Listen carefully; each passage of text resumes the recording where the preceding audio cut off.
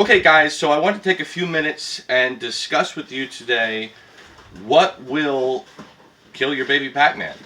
So you went out, you found your baby Pac-Man from whatever breeder or distributor you so like and you went with, and there's a few things that we really see that are a very constant theme throughout the emails that end up being very detrimental to getting that Pac-Man started.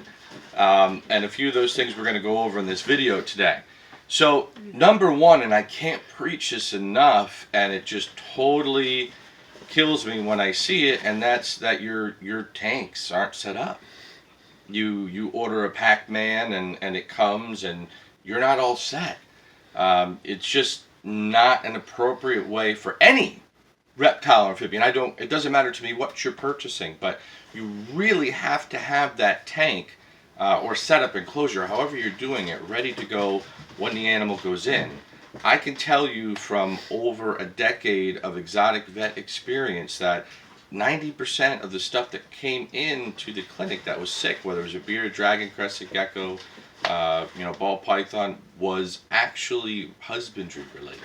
And husbandry, in case you're not aware what that word is, husbandry means how you keep them, the parameters of your enclosure. Does it meet the basic requirements or exceed for what that animal actually needs? Today we're going to specifically talk about Pac-Man, but really you could relate this information to anything. So number one issue that we see, because what happens here, we give everybody 72-hour guarantee when the frog comes, no matter what it looks like. 72 hours health guarantee. If for some reason in that 72 hours you decide something looks off, maybe the shipping was a little rough, whatever it may be, as long as you contact us and let us know your concerns, we bump that guarantee to 14 days.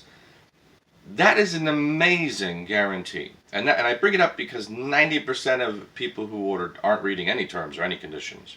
So I want to make that aware that you guys have an amazing guarantee through here. But we ask a little bit in return. There is a section on our terms page on our site that has a bunch of questions.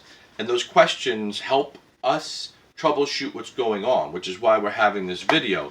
So some of the issues that we see after people are answering these questions and giving it back to us, number one, constantly, is heat. Constantly. I would say 70% of the people who contact us and say that the frog's not eating, it's heat. You do not want the frog in low 70s, mid 70 degrees. They're tropical frogs. These guys need to have a warm spot of 83, and then you could have a basically a lower 70s in another part of the tank, but they need the warm spot. They have to know. So that brings me to the second mistake that people make, and that's pardon me, how are you reading that? I can't tell you how many times I see people with these little cheap analog circle humidistrats and thermometers on their wall. And there's so many problems with those. A, they are inaccurate. They're not going to give you a proper reading. And number two, I'll see them all the way at the top of the cage.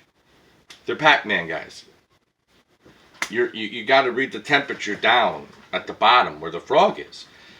So some of the issues, like I said, heat's number one. I don't care how you do it. If you take the heat mat, you put it to the side of the tank, it does it, that's fine. And you have to then judge the gauge, wattage, I should say, of your heat mat to get it to the proper heat. That's a big one. And there's nothing wrong with keeping these on the side of the tank, but you have to understand they're called under the tank heat mats. They are made to go under the tank. You're made to put these on a thermostat so that they don't get too hot or too cold. Nothing wrong with putting them on the side of the tank, but you have to understand that that's not what they're actually made for, and you might need to get a higher wattage, because keep in mind they're on the outside of the tank. Some of the heat is going to radiate to the inside, but most of the heat's going to radiate the outside right up, because heat rises, right? So you might need a higher wattage mat than you think you would to get that spot where the frog's at to 83. So keep that in mind. You know, if you're going in, you're buying a small one, this would not be appropriate for a 10-gallon aquarium. I'll tell you that right now. There's no way this is going to get that 83 degrees on the inside. The other thing is it's really, really important where you put this. Where your substrate ends, so here's my substrate line, you put this on the outside right there. Not right here, not right here, right where that substrate ends. You want to get all the benefits you can from that heat mat being on the outside. And again, there's nothing wrong with it.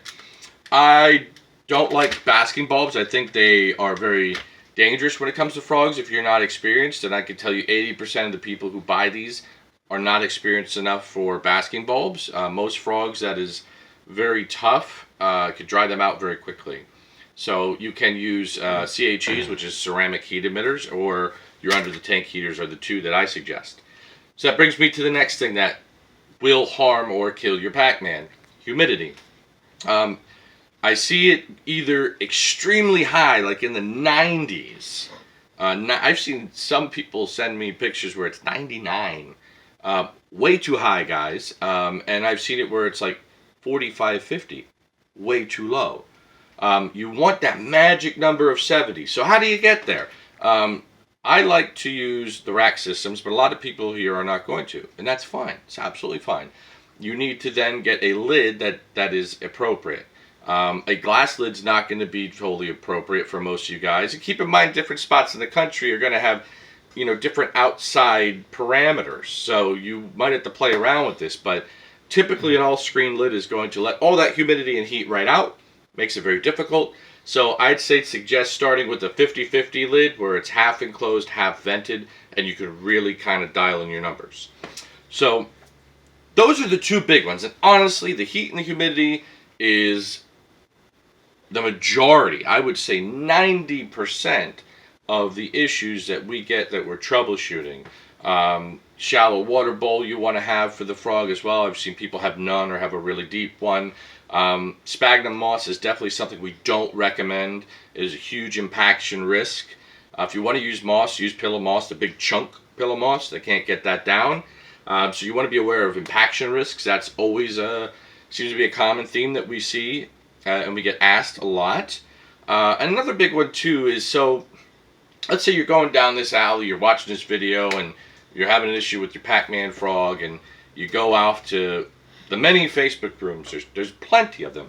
Some really good ones, some not so good ones, some really great people that are in these rooms that are very knowledgeable that you could talk to. But there's one thing that you should never do, guys. You should never take veterinary advice from anybody other than a vet. This is coming from someone who is a certified vet tech. Like I said, I still am today. I've done it for over a decade. I will not diagnose your animal. I will not, you know, we obviously can't prescribe anything. That is massively illegal. You cannot tell somebody, go out there and get some Panicure or whatever you want to do, or go get some Baytril. We're not allowed to do that, guys. I said, and for a number of reasons. Number one, these people out there giving this information are not qualified. They're not knowledgeable enough. I'm sorry. You might have a few years experience and you might be able to troubleshoot a few things, but you do not have access to things like x-rays, lab work, blood work. These are all things that helps the vet really pinpoint what's wrong, because you don't want to harm your animal. If the animal is already down on its luck with an illness or something, the worst thing you could possibly do is listen to somebody's advice who doesn't know medicine. And there's no excuse nowadays. There's telemedicine with exotic vets. There's Zoom meetings. There might be an exotic vet that's close to you. There are more options today than there ever have been.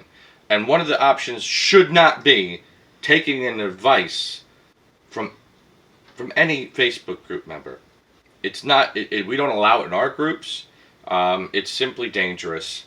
You know, and that person is impossible to know what is going on from a picture or a short video. You might have a good guess, but the reality of it is you're just playing that. And that's dangerous. And like I said, it is actually illegal in the majority of states and not all of them. So again, if you have a veterinary question, Don't take offense when I'm going to tell you to go to your vet. I took an oath of veterinary medicine 13 years ago.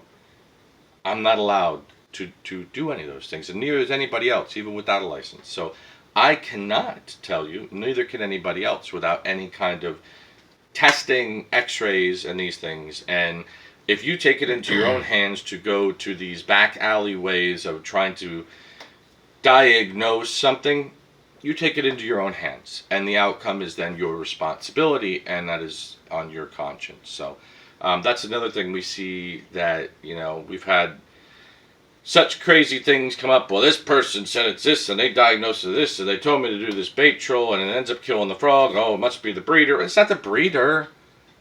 You know, the person shouldn't be playing vet. So there's my 2 cents on veterinary stuff that's happening in these rooms. Like I said, a lot of these rooms are phenomenal.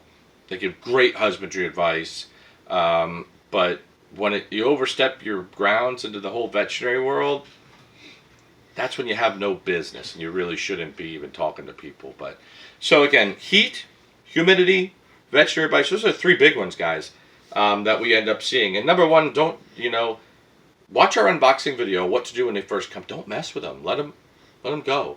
Another big one too is they'll get these tiny frogs. They put them in this 40-gallon, 50-gallon aquarium. Don't do that.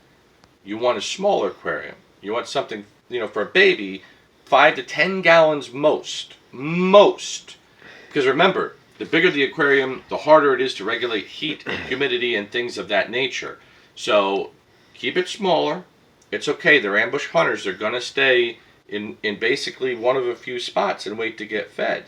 So these are the big things we're seeing that come across our table, and I wanted to make a video to share them with you, so hopefully you can nip it in the butt before you get there. Number 1 being, make sure your setup is square and ready to go.